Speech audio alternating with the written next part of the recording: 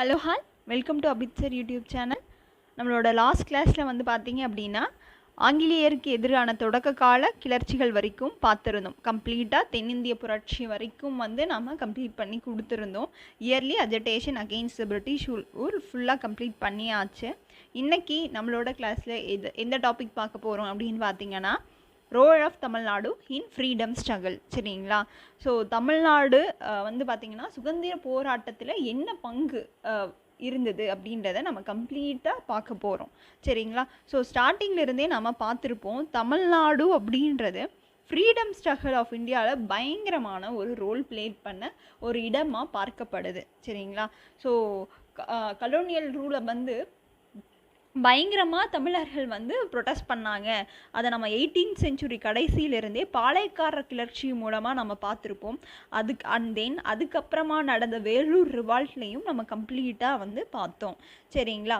இது எல்லாம் இருந்தாலும் இது எல்லாம் வேலூர் கழகமாட்டும் பாளையக்காரர்களாகட்டும் எல்லாருமே பிரிட்டிஷ் தன்னோட கண்ட்ரோல்குள்ளே கொண்டு வந்துட்டாங்க. சரிங்களா? ஆனால் அதுக்கப்புறம் வந்து ஒரு அமைதியான சூழல் தான் போயிட்டு இருந்திருக்கும். இருந்தாலும் ஆங்கிலேயர்கள் நமக்கு பண்ண மிகப்பெரிய ஒரு நல்ல விஷயம் அப்படின்னா வெஸ்டர்ன் எஜுகேஷன் அப்படின்ற ஒரு விஷயத்தை வந்து கொடுத்துருப்பாங்க. அதுக்காக நம்ம தேங்க் பண்ணிக்கிறோம். So educated middle class people அப்படின்றவங்க ஆரம்பித்தாங்க. ஸோ எஜுகேட்டட் மிடில் கிளாஸ் பீப்புளோட ப்ரொட்டஸ்ட் எப்படி இருந்தது அப்படின்னு பார்த்தீங்க அப்படின்னா கான்ஸ்டிடியூஷனல் பார்த்தா இருந்தது. சரிங்களா? ஸோ அவங்க பிரிட்டிஷ்க்கு எதிராக நிறைய ஸ்ட்ரகிள்ஸை வந்து ஃபேஸ் பண்ணியிருப்பாங்க. ஸோ அப்படி ஃபேஸ் பண்ணும் போது அந்த ஃப்ரீடம் ஸ்ட்ரகிள்ஸ் எல்லாமே ஒரு யுனிக்கான ஒரு விஷயமாக வந்து தமிழ்நாட்டில் நடந்தது அப்படின்றத நாம் பார்ப்போம். நம்மளோட லீடர்ஸ் வந்து சுதந்திரத்திற்காக மட்டும் போராடாமல் நிறைய சோஷியல் ரிஃபார்ம்காக வந்து போராடியிருப்பாங்க. ஏன்னா தமிழகத்தில் நிறைய சோஷியல் டிசபிலிட்டிஸ் அப்படின்றது வந்து கேஸ்ட் சிஸ்டம் மூலமாக வந்து இருந்திருக்கும். ஸோ அதையும் நம்மளுக்கு இண்டிபெண்டன்ஸ் மூலமாக வாங்கி கொடுத்துருப்பாங்க. மெயினாக வந்து பார்த்தீங்க அப்படின்னா தமிழகத்தில் great leaders and poets and social ரிஃபார்மர்ஸாக இருந்தவங்க யாருன்னா G Subramaniam, V O. Chidambaram Pillai and Subramania Bharathiyar, Rajagopalachari, Periyar and then Tiruppur Kumaran, Kamarajar, இவங்க எல்லாமே நம்ம பார்க்குறோம். ஸோ இவங்க எல்லாருமே நம்மளோட ஃப்ரீடம் ஸ்ட்ரகிளுக்கு ஒரு முக்கியமான கான்ட்ரிபியூஷனாக கொடுத்துருப்பாங்க. ஓகேங்களா? ஸோ இவங்களோட ஒவ்வொரு காலகட்டத்திலையும் என்ன விஷயங்கள் நடந்தது அப்படின்றத நம்ம இங்கே பார்க்குறோம். சரிங்களா? ஸோ இந்த மிடில் கிளாஸ் பீப்புள் அப்படின்றவங்க 19th செஞ்சுரியில் தான் வந்திருப்பாங்க. அப்போது மெட்ராஸில் எமர்ஜான அசோசியேஷன்ஸ் என்னென்ன அப்படின்னு பார்த்தீங்க அப்படின்னா மெயினாக பப்ளிக் இன்ட்ரெஸ்ட் பேஸ் பண்ணி வந்து பப்ளிக் அஃபேர்ஸ்க்காக அசோசியேஷன் ஃபார்ம் ஆச்சா ஸ்டார்டிங்கில் அப்படின்னு கேட்டால் கிடையாது. சரிங்களா? வணிகர்கள் நலம் சார்ந்த அமைப்பாக தான் முதல்ல மெட்ராஸில் அசோசியேஷன்ஸ் ஃபார்ம் ஆச்சு. சரிங்களா? அப்படி ஃபார்ம் ஆன அசோசியேஷன் என்ன அப்படின்னா மெட்ராஸ் நேட்டிவ் அசோசியேஷன். வணிகர்களால் உருவாக்கப்பட்ட ஒரு அமைப்பு தான் இந்த மெட்ராஸ் நேட்டிவ் அசோசியேஷன். பின்னாடி காலகட்டத்தில் பொலிட்டிக்கல் அசோசியேஷன்லாம் உருவாகுது. சரிங்களா? அரசியல் சுதந்திரம் வேணும் அப்படின்ற எண்ணத்தினால் இந்த எஜுகேட்டட் மிடில் கிளாஸ் பீப்புள்னால என்ன பண்ணுறாங்க அப்படின்னா மெட்ராஸ் மகாஜன சபா போன்ற அமைப்புகளை உருவாக்குறாங்க. ஸோ நம்மளோட தமிழ்நாடை பொறுத்த வரைக்கும் 3 விஷயங்கள் முக்கியம். ஃபஸ்ட் அசோசியேஷனான Madras native association and then Madras Mahajana Sabha. அடுத்தது வந்து பார்த்திங்கன்னா ஐஎன்சி அப்படின்றது ஃபார்ம் ஆகிருக்கும், இந்தியன் நேஷனல் காங்கிரஸ். ஸோ இந்த 3மே முக்கியமான கொஷின்ஸுங்க.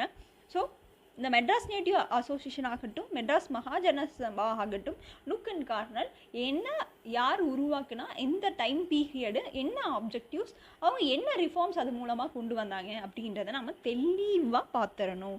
So it is a question area. சரிங்களா? ஒவ்வொரு டேட் அண்ட் இயர்ஸ் எல்லாமே இதில் ரொம்ப ரொம்ப முக்கியம். ஸோ இதில் நம்ம ஃபஸ்ட்டு பார்க்கக்கூடியது இயர்லி நேஷ்னலிஸ்டோட ஃபஸ்ட்டு அசோசியேஷனான மெட்ராஸ் நேட்டிவ் அசோசியேஷன் 1852 பிப்ரவரி 26. அப்படியே டேட்டோட படிச்சிடணும் சேர்த்தி. சரிங்களா? So Madras native association 1852 February 26 வந்து உருவாயிருக்கும். ஸோ இதை யார் ஸ்டார்ட் பண்ணா அப்படின்னு பார்த்தீங்கன்னா மெட்ராஸ்லேயே மிகப்பெரிய வியாபாரியான கஜ்லு லக்ஷ்மி நரசு செட்டி மற்றும் சீனிவாசர் அவரால் தான் இந்த மெட்ராஸ் நேட்டிவ் அசோசியேஷன் அப்படின்றது 1852 பிப்ரவரி மாதம் 26ஆம் தேதி உருவாக்கப்பட்டது. இந்த டேட்டே குரூப் 2 மெயின்ஸில் வந்து பார்த்தீங்க அப்படின்னா கேட்டிருந்தாங்க.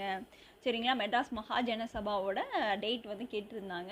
ஸோ டேட்டையும் நம்ம பார்க்கணும். சரி, தமிழகத்தை பொறுத்த வரைக்கும் நூக்கன் காரணம் நம்ம டீட்டெயில்டாக முக்கியமான அசோசியேஷனுக்கு பார்த்துருவோம். சரிங்களா.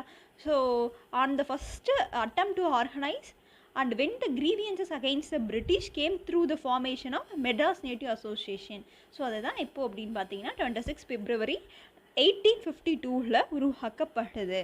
மெயினாக இது வந்து பார்த்தீங்கன்னா பிஸ்னஸ் கிளாஸ் பீப்புள், ஓகேங்களா, வணிகர்களும் நிலக்கிழார்களும் தான் இந்த மெட்ராஸ் பிரசிடென்சியில் இருக்கக்கூடிய நிலக்கிழார்களும் வணிகர்களும் தான் இந்த மெட்ராஸ் நேட்டிவ் அசோசியேஷனை உருவாக்கியிருப்பாங்க. இவங்களோட கோரிக்கை எல்லாமே பிரிட்டிஷ் பாராளுமன்றத்திற்கு எடுத்து செல்லப்பட்டது. சரிங்களா. இவங்க தங்களோட குறைகள் யாருக்கு எதிராக, ஈஸ்ட் இந்தியன் கம்பெனிக்கு எதிராக இருக்கக்கூடிய குறைகளை பிரிட்டிஷ் பாராளுமன்றத்தின் மூலமாக எடுத்து சென்றாங்க. சரிங்களா. ஸோ இதோட இன்ஸ்பிரேஷனாக இருந்தது யாருன்னா கஜ்லு லக்ஷ்மி நரசு, மெட்ராஸ் சிட்டிலேயே மிகவும் ப்ராமினண்ட்டான ஒரு பிஸ்னஸ் மேன் தான். ஸோ இவர் தான் இந்த அசோசியேஷனை ஃபார்ம் பண்ணி தங்களோட குறைகளை பிரிட்டிஷ் பாராளுமன்றத்திற்கு அனுப்பி வச்சிருப்பாரு. சரிங்களா. ஸோ அனுப்பி வச்சிருப்பாரு. ஸோ ஃபஸ்ட்டு எப்போ இதை வந்து டிஸ்கஸ் பண்ணியிருப்பாங்க அப்படின்னு பார்த்தீங்கன்னா டிசம்பர் மாதம் 1852 சப்மிட் பண்ணியிருப்பாங்க.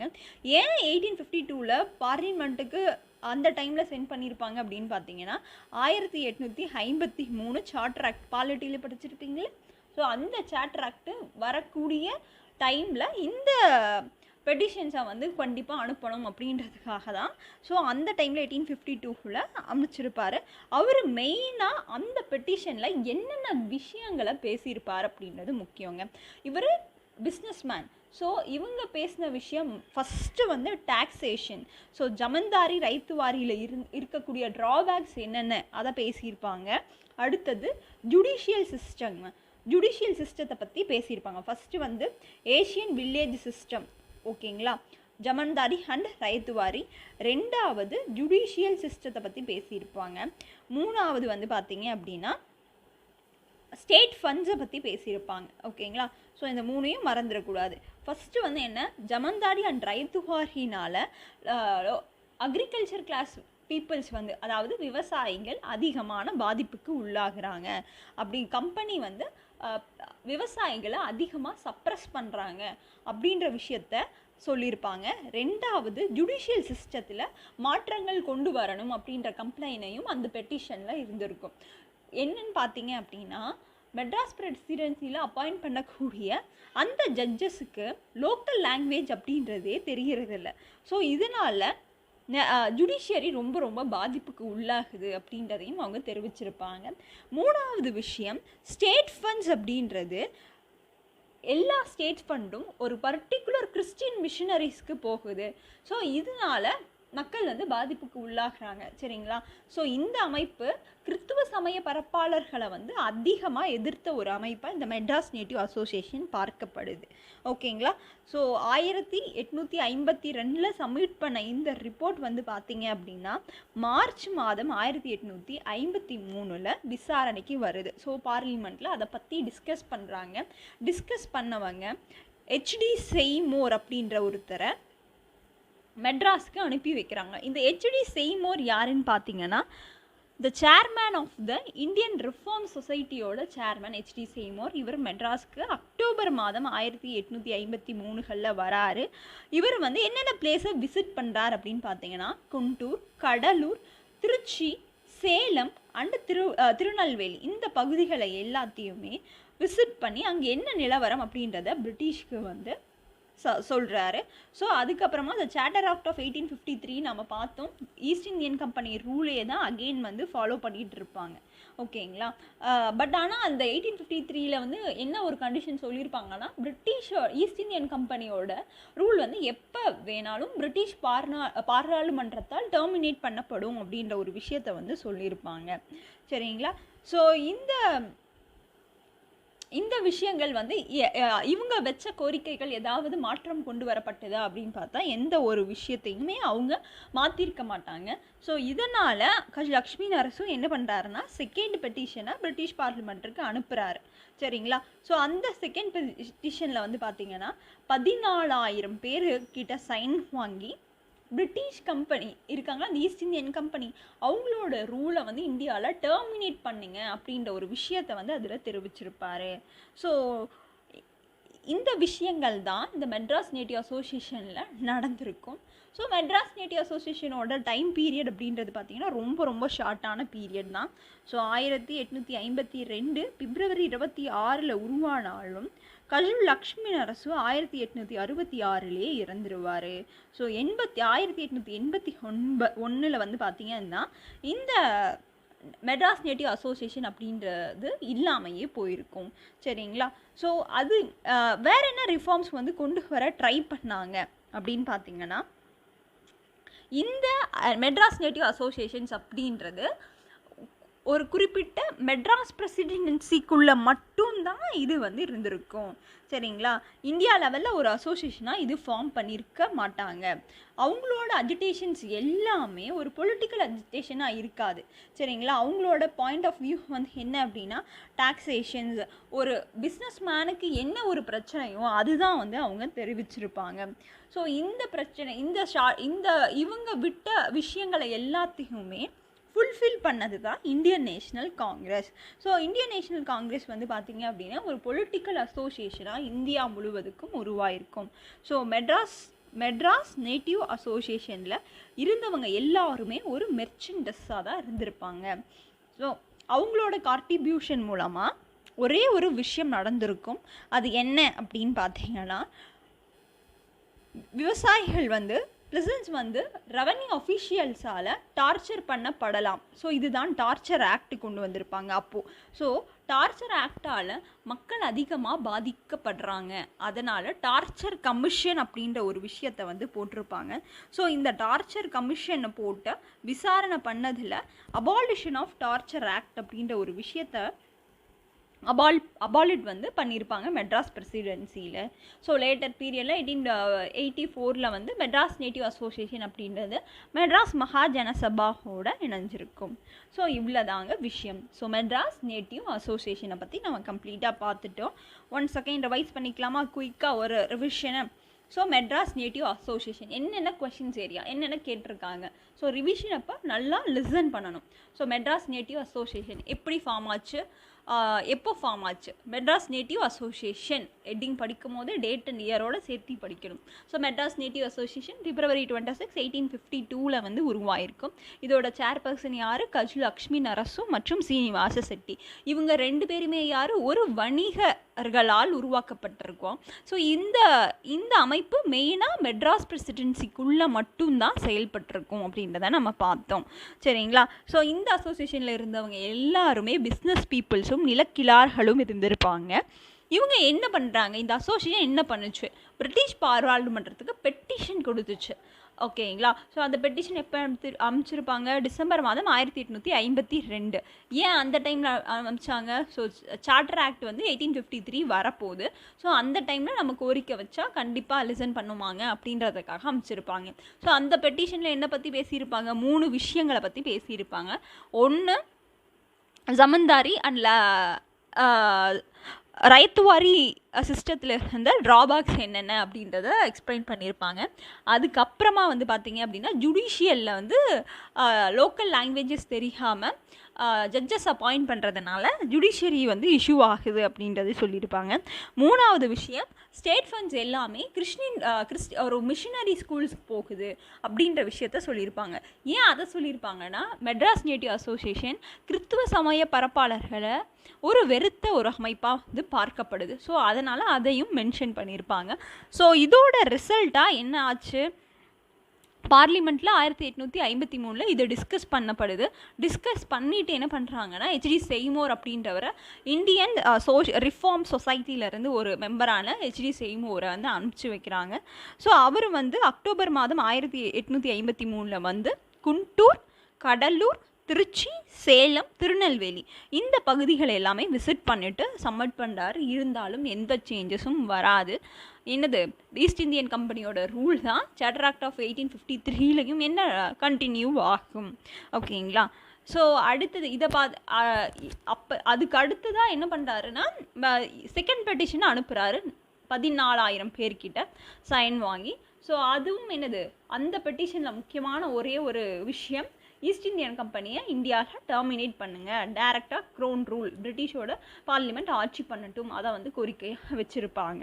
சரிங்களா. ஸோ இவ்வளோ தான், இந்த 2 விஷயங்கள் தான் மெயினாக நடந்திருக்கும். இவங்களோட ரிசல்ட்டாக என்ன பண்ணாங்க அப்படின்னா, அந்த டார்ச்சர் கமிஷன் போட வச்சது, அதன் மூலமாக அந்த டார்ச்சர் ஆக்டை வந்து அபாலிட் பண்ண ஒரு விஷயம் தான் நடந்திருக்கும். இதில் மெட்ராஸ் நேட்டிவ் அசோசியேஷனில். ஸோ இதோட லைஃப் ஸ்பேன் அப்படின்றது ரொம்ப ரொம்ப short.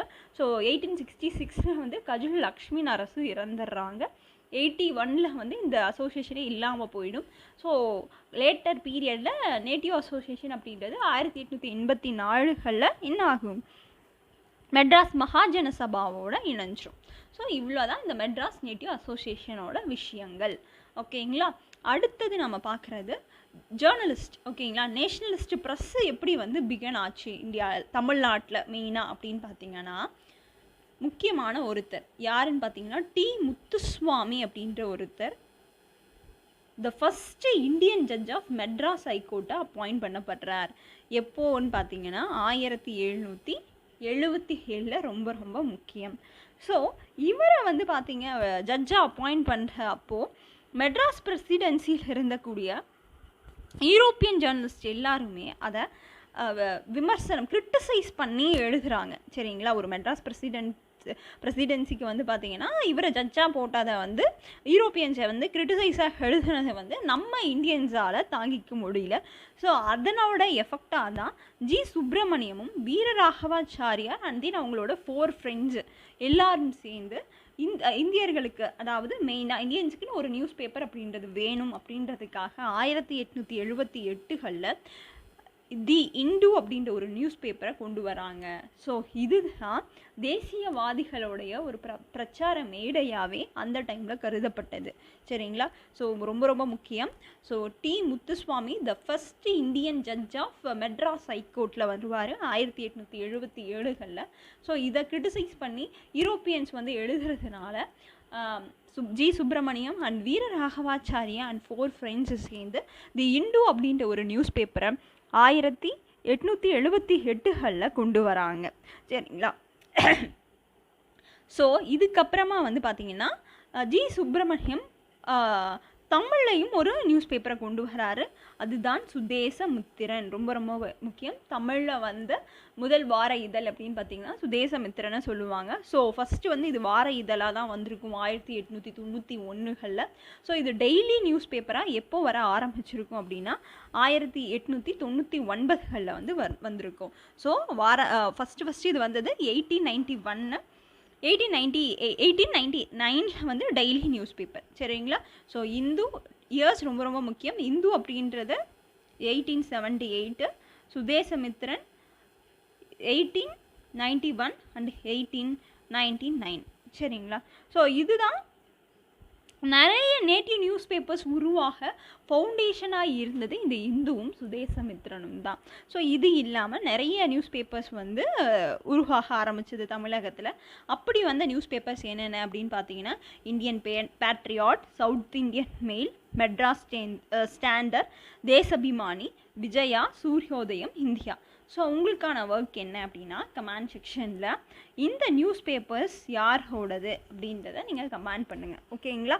So Indian Patriot, South Indian Mail, Madras Standard, Desabhimani, Vijaya, Suryodayam and then India. இந்த நியூஸ் பேப்பர்ஸ் எல்லாமே வந்து உருவாக காரணமாக இருந்தது என்னது?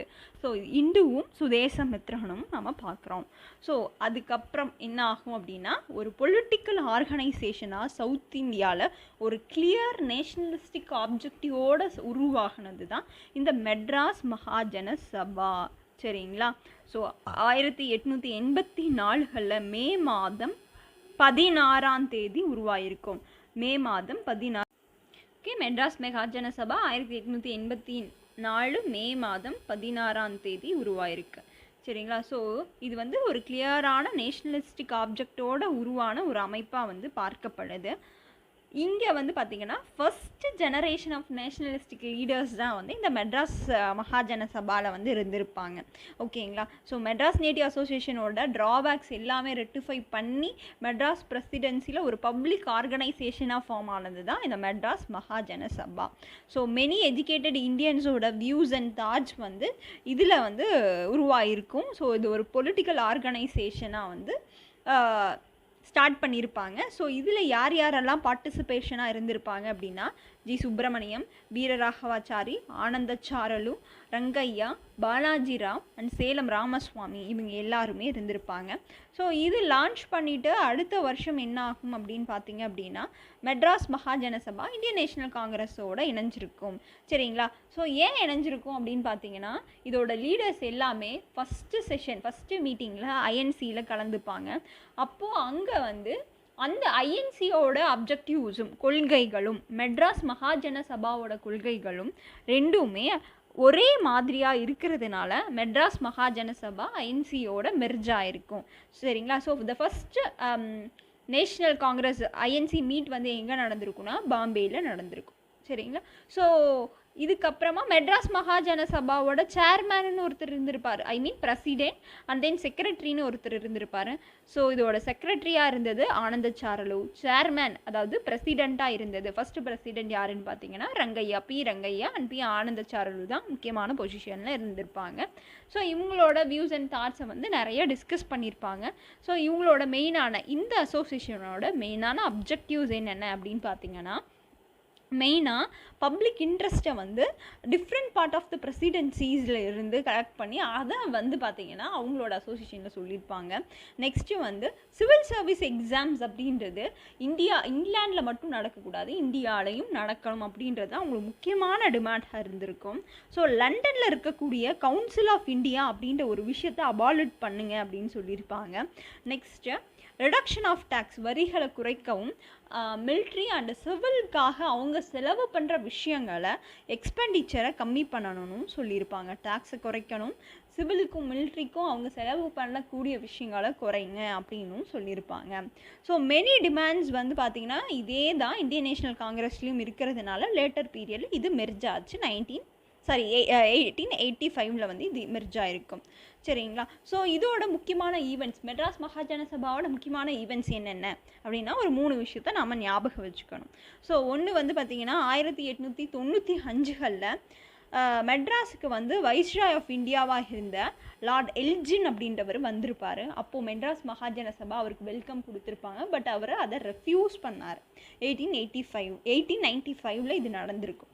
ஸோ இந்தியன் நேஷனல் காங்கிரஸோட 1920 பயங்கர க்ளோஸாக வந்து ஒர்க் பண்ணிகிட்ருப்பாங்க. 1930களில் சால்ட்டு சத்தியாகிரகா வந்து நடக்கும். சரிங்களா. ஸோ எங்கே அப்படின்னா ஜார்ஜ் டவுன், எலிபெண்டா அண்ட் தென் ஹைகோர்ட், பீச் ஏரியாஸில் வந்து April 22 நடக்கும். சரிங்களா. ஸோ அந்த டைமில் பிரிட்டிஷ் ஃபோர்ஸ் வந்து ரொம்ப அவங்கள அட்டாக் பண்ணியிருப்பாங்க. அப்போது அங்கேருந்து பீப்புளுக்கு நிறைய இன்ஜஸ்டிஸ் வந்து நடந்திருக்கும். ஸோ இதை வந்து விசாரிக்க 3 members கமிஷன் அப்படின்னு போட்டிருப்பாங்க.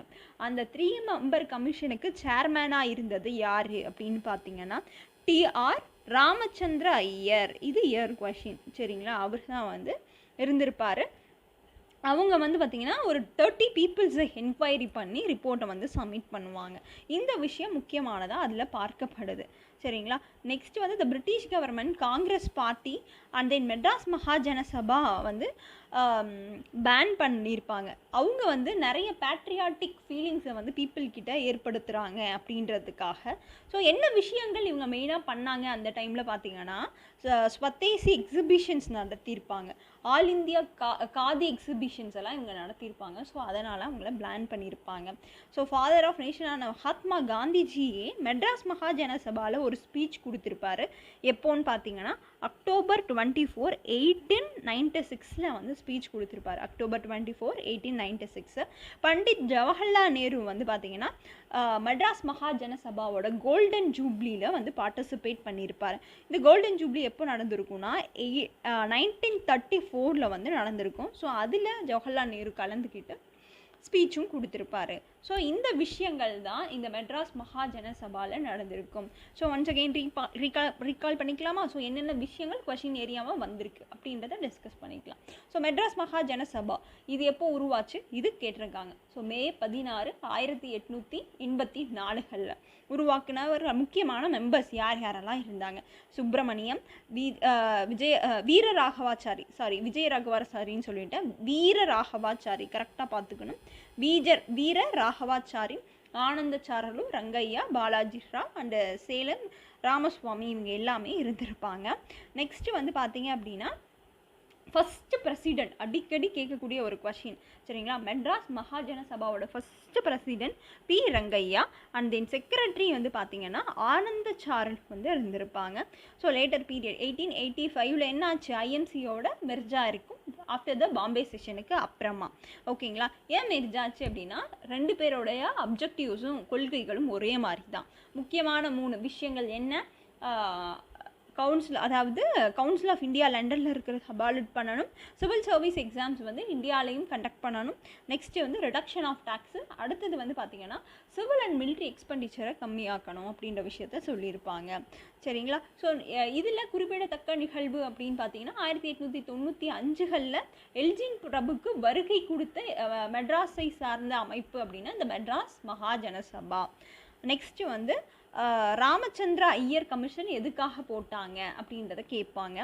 நெக்ஸ்ட் வந்து பார்த்தீங்க அப்படின்னா மெட்ராஸ் மகாஜன சபாவோட கோல்டன் ஜூப்ளியில் யார் பேசினா? காந்தியா நேருவா அப்படின்னு பார்த்தீங்கன்னா கோல்டன் ஜூப்ளி அப்படின்னா நேரு 1934 பேசியிருப்பார்.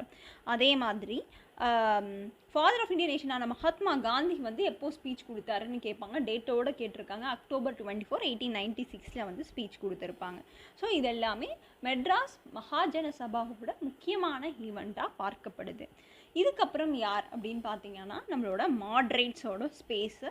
மாட்ரேட்ஸ் அப்படின்றவங்க யார் அப்படின்னு பார்த்தீங்கன்னா இந்தியன் நேஷனல் காங்கிரஸில் இருந்த தொடக்க கால தலைவர்கள். அதே தான் மெட்ராஸ் மகாஜன சபாலையும் இருந்த தொடக்க கால தலைவர்களை நாம் என்னன்னு சொல்கிறோம்? மாட்ரேட் சொல்கிறோம். ஸோ அந்த மாட்ரேட்ஸில் முக்கியமாக தமிழகத்தை சேர்ந்தவங்க யார் அப்படின்றத நம்ம பார்க்குறோம். So the provisional association Madras Mahajana Sabha தான் ஒரு ஆல் இண்டியன் நேஷனல் ஆர்கனைசேஷனாக இருக்குது. ஸோ லேட்டர் பீரியடில் இந்தியன் நேஷனல் காங்கிரஸோட மீட் பண்ணி இந்தியன் நேஷனல் காங்கிரஸ் உருவாகுது. ஸோ இதோட மீட்டிங் ஸ்டார்ட் ஆக காரணம் என்ன அப்படின்னா இந்தியா லெவலில் நடக்கக்கூடிய ஒரு பெரிய அசோசியேஷன் தான் ஒரு மீட்டிங் வந்து தியாசபிக்கல் சொசைட்டி வந்து கண்டக்ட் பண்ணுவாங்க இயர். ஸோ அதோட மீட்டிங் டிசம்பர் மாதம் 1884 நடக்கும். அந்த மீட்டிங்கை அட்டென்ட் பண்ண வந்தவங்க தான் தாதாபாய் நெருஜி, கேடி தெல்லாங், சுரேந்திரநாத் பானர்ஜி. தமிழகத்தில் மெட்ராஸில் தான் அந்த மீட்டிங் நடந்திருக்கும். அதில் வந்து சுப்பிரமணியம், ரங்கையா, ஆனந்தச்சார்லு எல்லாரும் மீட் பண்ணிப்பாங்க. ஸோ அந்த டைமில் தான் வந்து இப்படி இந்தியா லெவலில் ஒரு அசோசியேஷன் உருவாக்கணும் அப்படின்றத டிஸ்கஸ் பண்ணி உருவாக்குவாங்க. ஸோ அதோட ஃபர்ஸ்ட் மீட்டிங் எங்கே நடக்கும்?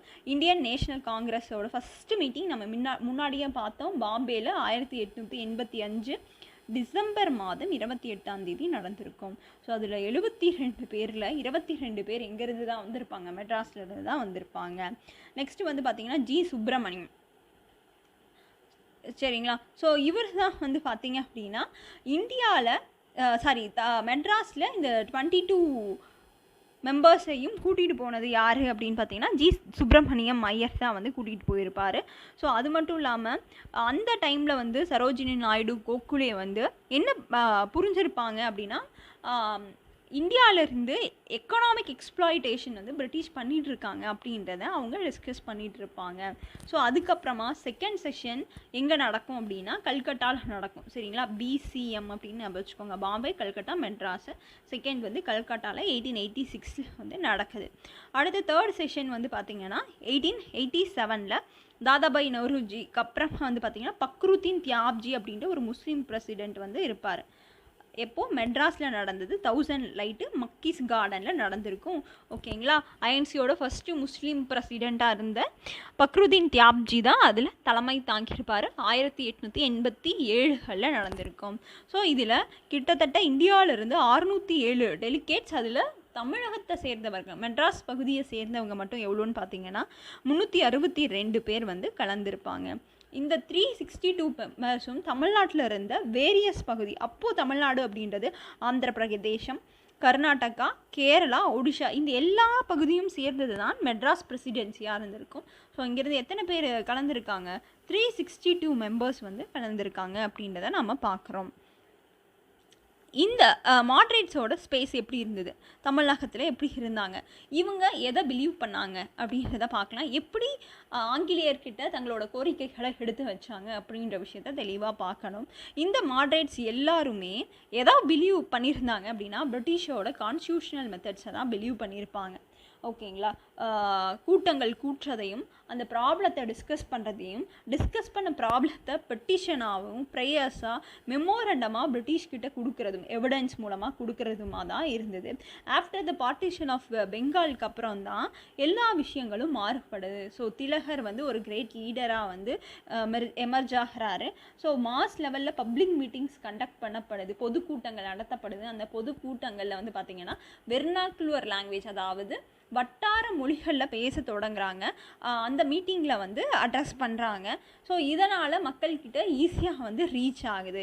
ஸோ இப்படி தான் மாட்ரேட்ஸ் அவங்க எக்ஸ்ட்ரீமிஸ்டாக மாற ஆரம்பிக்கிறாங்க.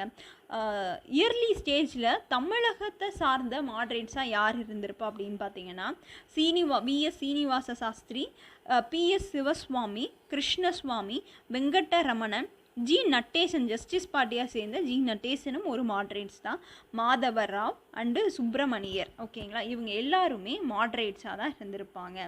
ஸோ ப்ரைமரியான கான்ட்ரிபியூஷன் எப்படி தான் இருந்தது அப்படின்னு பார்த்தீங்கன்னா பெட்டிஷன் கொடுக்கறதும் மெமோரண்டம் கொடுக்குற விஷயத்தில் தான் தங்களோட கோரிக்கைகளை வந்து மக்கள்கிட்ட மக்களோட குறைகளை பிரிட்டிஷ்கிட்ட வந்து தெரிவிச்சிட்டு இருந்தாங்க. ஸோ இதுக்கப்புறம் என்ன நடந்தது அப்படின்றத நம்ம நெக்ஸ்ட் கிளாஸில் பார்க்கலாம். Okay, thank you.